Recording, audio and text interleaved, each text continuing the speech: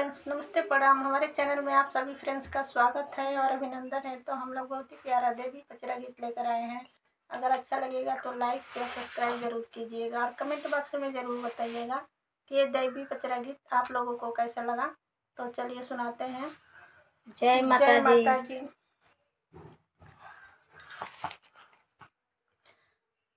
चैता महीनवा मैया निकले दोपहरिया हो घूमन लगली ना हो घूमे हो लगली ना मैया गौआ सहरिया हो घूमे हो लगली ना मैया गौआ सहरिया हो घूमे हो लगली ना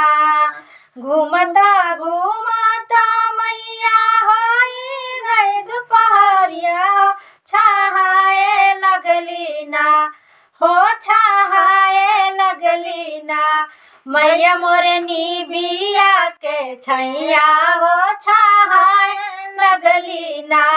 मैया मोरे निबिया के छैया हो छाहाए लगली ना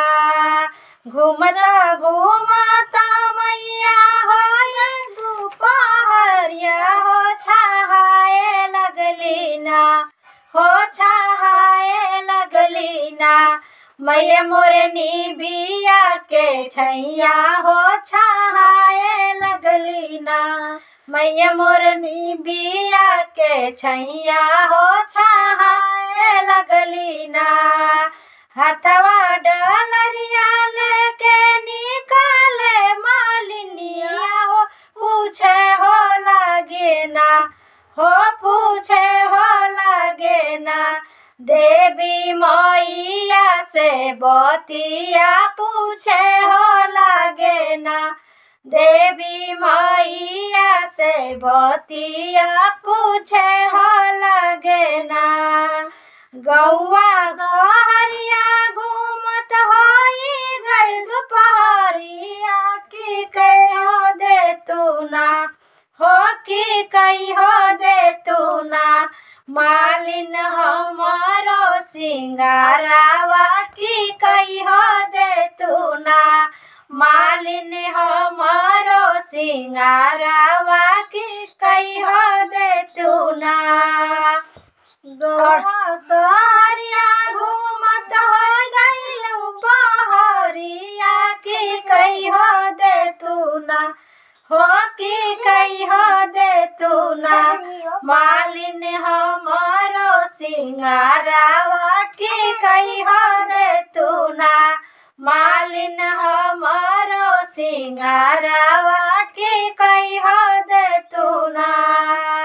अड़उला चुनी मालिन गाजरा बनवली लगाई हो दिहली ना हो लगाई हो दिहली ना माता रानी के से झड़िया लगाई हो दिहली ना माता रानी के आसनावा लगाई हो दिहली ना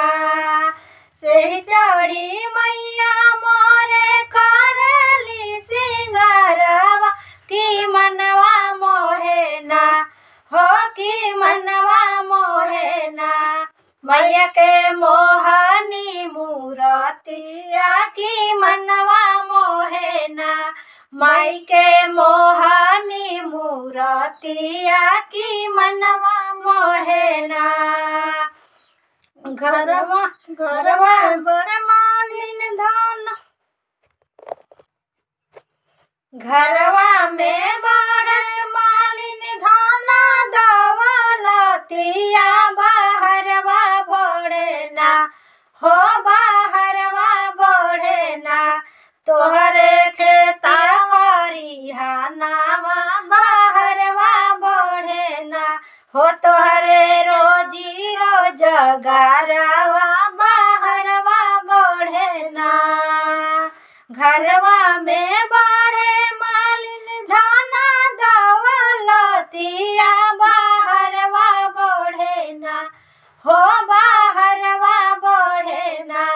तोहरे रोजी रोजगारवा बाहर